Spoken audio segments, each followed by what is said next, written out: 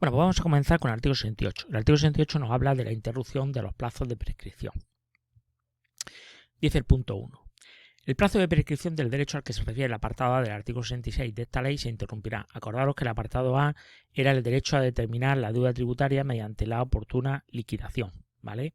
Entonces, por cualquier apartado A, por cualquier acción de la administración tributaria realizada con conocimiento formal del obligado tributario conducente al reconocimiento, regularización, comprobación, inspección, aseguramiento y liquidación de todos o parte de los elementos de la obligación tributaria de que proceda. Aunque la acción se dirige inicialmente a un obligado tributario y a una obligación tributaria distinta como consecuencia de la incorrecta declaración del obligado tributario. Bueno, por este caso, ¿vale? En el punto 1 se supone que tendríamos lo siguiente. Tiene que ser una actuación realizada por parte de la agencia tributaria, ¿vale? Que se notifica al obligado tributario. Las notificaciones las tenemos del 109 al 112 de la Ley General Tributaria y la Ley 39, acordaros del 40-46 de la Ley 39. Pero bueno, se refiere a las notificaciones del 109 al 112. ¿Vale? Y por otro lado, se supone que sería un ejemplo de esto, pues sería una comunicación de inicio de un procedimiento de verificación de datos, una comunicación de inicio de una comprobación limitada, una comunicación de inicio de un procedimiento de inspección, ¿vale? Luego, en el último apartado aquí que nos dice, aunque la acción se dirija inicialmente a una obligación tributaria distinta, como consecuencia de la incorrecta declaración del obligado tributario. Bueno, pues esto podría ser un ejemplo. Imaginaros que una persona, ¿vale?, que ha declarado por el impuesto de la renta de los residentes. Sin embargo, no le corresponde tributar por ese impuesto, sino que tenía que tributar por el impuesto de sociedades porque resulta que tiene aquí un establecimiento permanente aquí en España. Pues sería el caso al cual se remite el último párrafo. El apartado B dice: por la interposición de reclamaciones o recursos de cualquier clase, por las actuaciones realizadas con conocimiento formal del obligado tributario en el curso de dichas reclamaciones o recursos, por la remisión del tanto de culpa a la jurisdicción penal o por la presentación de la denuncia del Ministerio Fiscal, así como por la recepción de la comunicación de un órgano jurisdiccional en la que se ordene la paralización del procedimiento administrativo en curso, ¿vale? Bueno, pues aquí estamos hablando de los distintos recursos. Podría ser un recurso de reposición, podría ser una reclamación económica administrativa e incluso un contencioso administrativo, ¿vale? Se supone que aquí también tiene que hacerse conocer, o sea, se tiene que notificar, tiene que tener conocimiento final el obligado tributario, evidentemente, ¿vale? ¿Cuándo se supone que tiene conocimiento formal el obligado tributario? Pues cuando se pone la puesta de manifiesto del expediente o cuando se notifica la resolución del acto administrativo en sí. Estamos hablando de recursos, ¿vale? Por otro lado, si la administración puede detectar el delito, pues evidentemente se remite al Ministerio Fiscal, ¿vale? Todo esto se supone que habría que notificarlo o que tenga conocimiento del obligado tributario. El 1C. Por cualquier actuación fehaciente del obligado tributario conducente a la liquidación o autoliquidación de la deuda tributaria, ¿vale? Pues esto podría ser una autoliquidación extemporánea. Imaginaros ahora que estamos en campaña de renta, que resulta que a una persona se le pasa el 30 de junio presentar la declaración de la renta de 2021, y lo presenta, por ejemplo, el 1 de agosto, ¿vale? Pues ahí tenemos una autoliquidación extemporánea. O, por ejemplo, otro ejemplo podría ser una solicitud de rectificación de una autoliquidación. Resulta que presentó una autoliquidación, ¿vale? Y por lo que sea, se le olvidó de meter unas deducciones, le sale a devolver más dinero, por lo que sea, y hace una rectificativa de esa autoliquidación, por poner un ejemplo. Por lo tanto, son actuaciones facientes del obligado tributario. Bueno, pues entramos con el 68.2. Por el 68.2 nos dice lo siguiente. El plazo de prescripción del derecho al que se refiere el párrafo B del artículo 66 de esta ley se interrumpe. Si os acordáis, el párrafo B del artículo 66 nos habla del derecho de la administración para exigir el pago de la deuda tributaria liquidada o autoliquidada, ¿vale? Lo tenéis en el artículo 66. Por lo tanto, en este caso se interrumpe, pues según el apartado A, por cualquier acción de la administración tributaria realizada con conocimiento formal del obligado tributario, dirigido de forma efectiva a la recaudación de la deuda tributaria. Aquí siempre estamos hablando de recaudación, quiere decir, se supone que son el órgano de recaudación, ya se ha liquidado, se ha autoliquidado, por lo tanto ya vamos a cobrar, la agencia tributaria va a cobrar, ¿vale? Bueno, por este caso, igual que antes, se supone que es necesario una notificación al obligado tributario. La notificación al obligado tributario pues los tenemos en los artículos 109 al 112 de la Ley General Tributaria, las notificaciones. ¿Esto podría ser un ejemplo de esto? Podría ser una notificación de una providencia a premio, una notificación de embargo, de una diligencia de embargo, ¿vale? Entre otras, por ejemplo. Apartado B.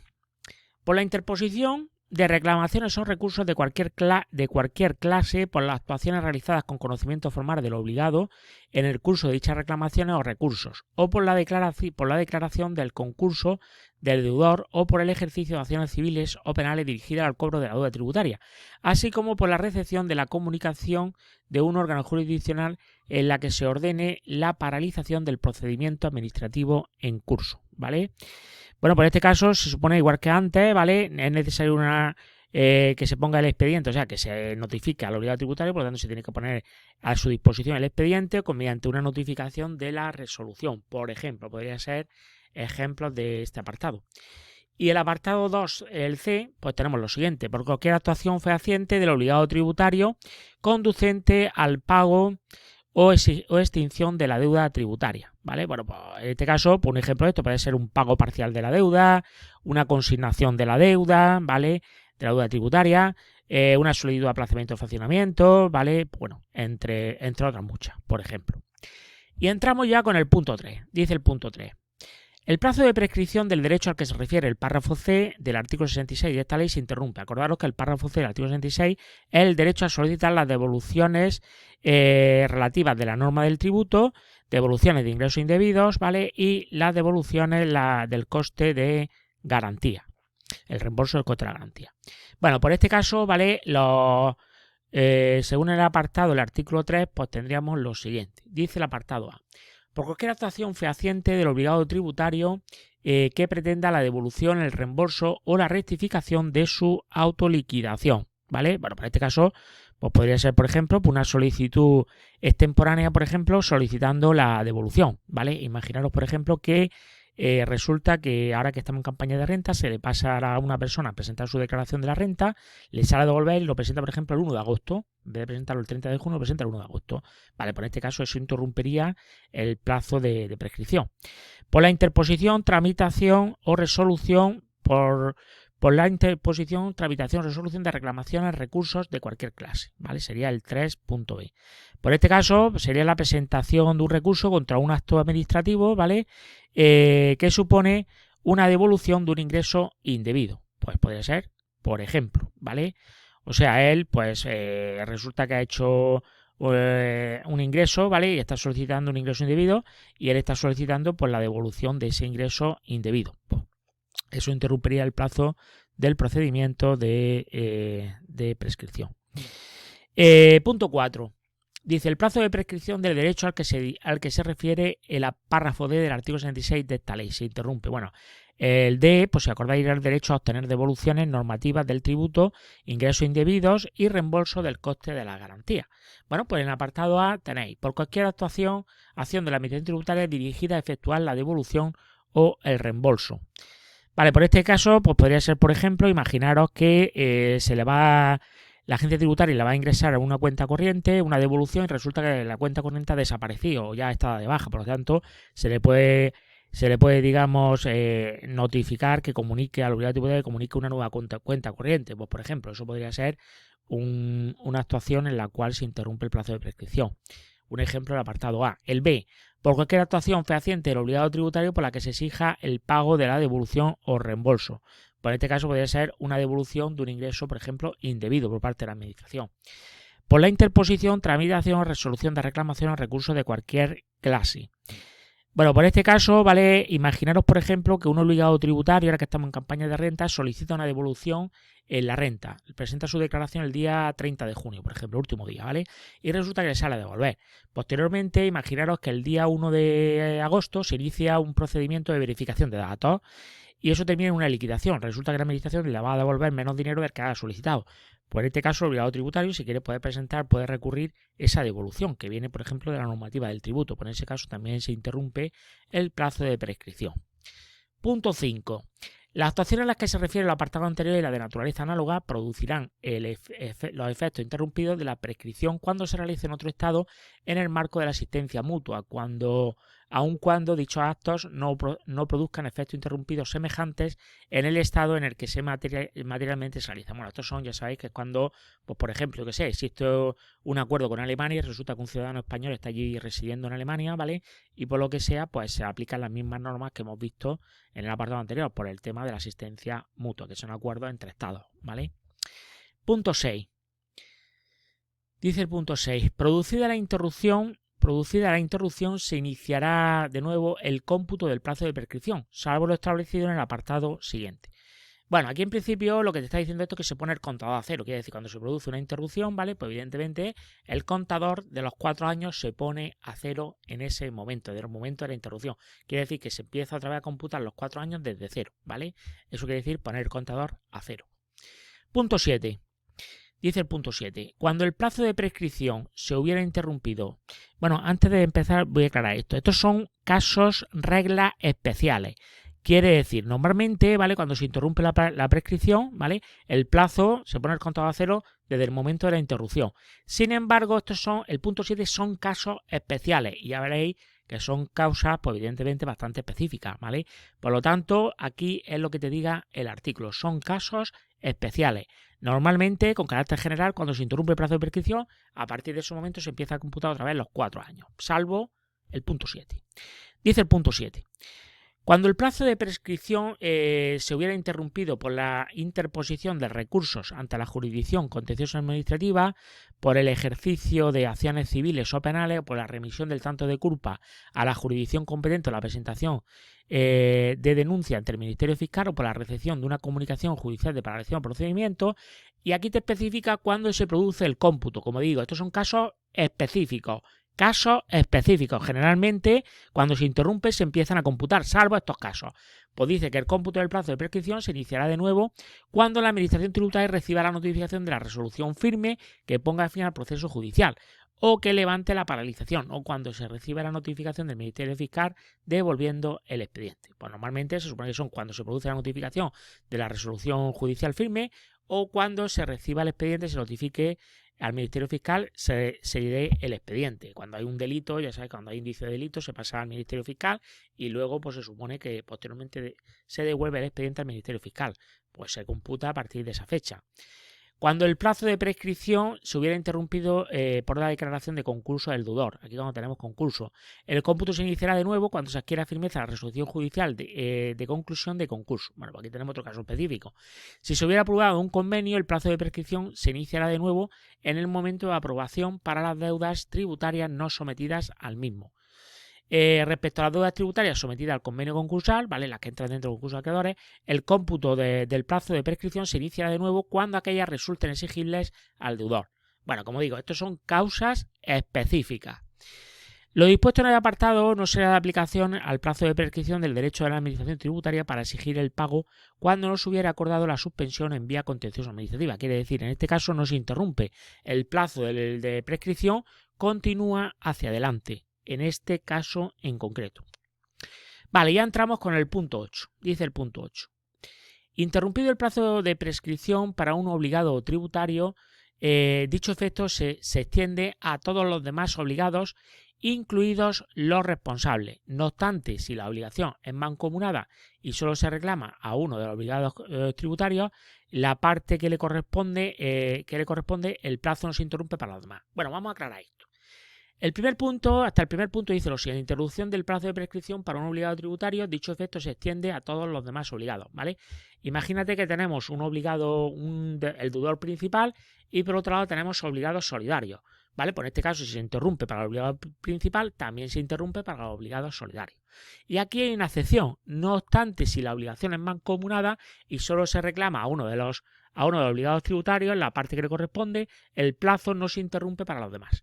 Voy a poner un ejemplo de esto para que quede bastante claro. Imaginaros tres hermanos que se supone que tendrían el 33,33% de una comunidad de bienes, ¿vale? Vamos a suponer que ejerce una actividad económica. Y resulta que esa comunidad de bienes no ha pagado el IVA, no paga el IVA del 2000, del 2020, por ejemplo, ¿vale? Y la administración pues le hace una liquidación y al final vamos a suponer que, por lo que sea, se hace una derivación de responsabilidad. Claro, esa derivación de responsabilidad se hace 1 a 1, porque cada uno tiene un 33% un 33,33% de participación, ¿vale? Y a cada uno se le notifica la derivación de responsabilidad en momentos distintos. Bueno, pues en ese caso, efectivamente, como se está notificando a cada uno de forma independiente, pues evidentemente la obligación supone que es mancomunada, cada uno responde por su parte.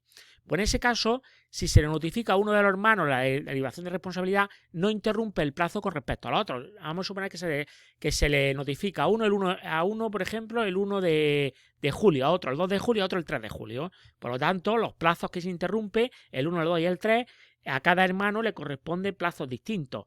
Por lo tanto, en ese caso sería un caso excepcional. Quiere decir que se interrumpa cuando se notifica la derivación de responsabilidad a uno de ellos, no interrumpe el plazo para los demás. Si existen varias deudas liquidadas a cargo de un mismo obligado al pago, la interrupción de prescripción solo afectará a las deudas a las que se refiere. Ya hemos visto por ahí en otros artículos, ¿vale?, que las deudas tributarias son autónomas. Quiere decir, si tú interrumpes el IRPF no tiene por qué perjudicar a IVA. La suspensión del plazo de prescripción. La suspensión del plazo de prescripción contenida en la letra B del artículo 66 de esta ley por litigio, concurso u otras causas legales respecto al deudor principal o de alguno de los responsables causa el mismo efecto en relación con el resto de los sujetos obligatoriamente obligados al pago, ya sean otros responsables o el propio deudor principal, sin perjuicio de que pueda continuar frente a ellos las acciones de cobro que procedan. Bueno, pues aquí se aplica igual que hemos visto en los apartados anteriores. Entramos con el punto 9 y el último.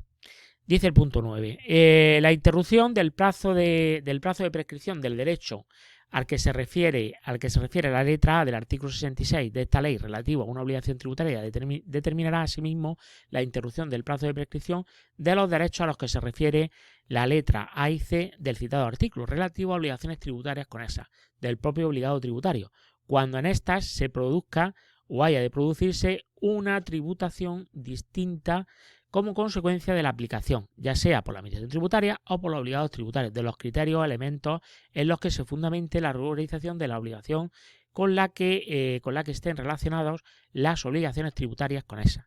A efectos dispuestos en este apartado se entenderá por obligación tributaria conexa aquellas en las que algunos de sus elementos resulten afectados o se determinen en función de los correspondientes a otro obligado o periodo distinto. Bueno, vamos a ver un ejemplo de este apartado 9. Imaginaros, por ejemplo, ¿vale?, un autónomo que resulta que tiene que tributar por IVA y tiene que tributar por IRPF. Imaginaros que él se mete una factura, resulta que en las facturas de IVA de las compras, ¿vale?, se mete un IVA que no le corresponde. Resulta que es una compra que se ha hecho en un supermercado de alimentación para su casa. La administración resulta que se inicia un procedimiento y la administración de comprobación, por ejemplo, y la administración resulta que le detecta que se ha metido una factura, esa factura de compras para comida de su casa, evidentemente ese IVA no deducible, ¿vale? Por lo tanto, lo que hace la administración es que le regulariza, por ejemplo, ese IVA, ¿vale?, que resulta que no es deducible, ¿vale?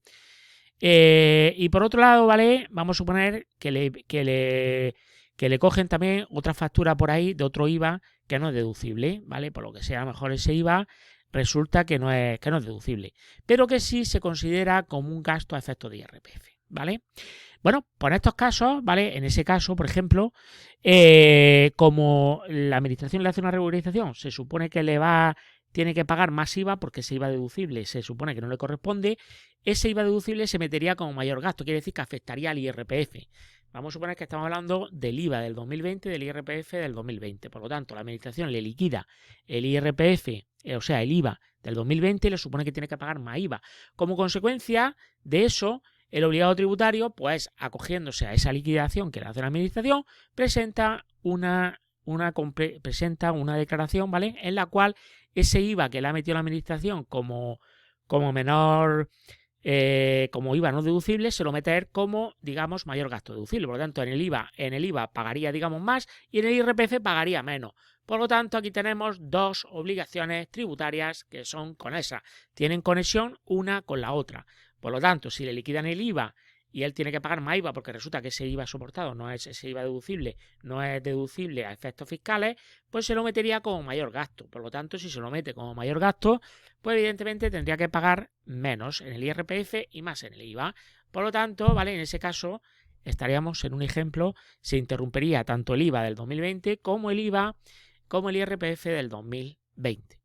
Bueno, amigos, amigas, pues hasta aquí el vídeo de hoy. Espero haber aportado valor para todos y nada, pues desearos a todos que os sirva esta aplicación.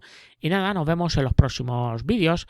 Si te ha gustado, por otro lado, si te ha gustado, dale al like. Si comparte también, ¿vale? Y también, pues nada, si quieres plantear algún comentario respecto a todo esto, pues también puedes comentarlo y evidentemente nutre el conocimiento. Bueno, amigos, pues nos vemos en los próximos vídeos. Chao, chao.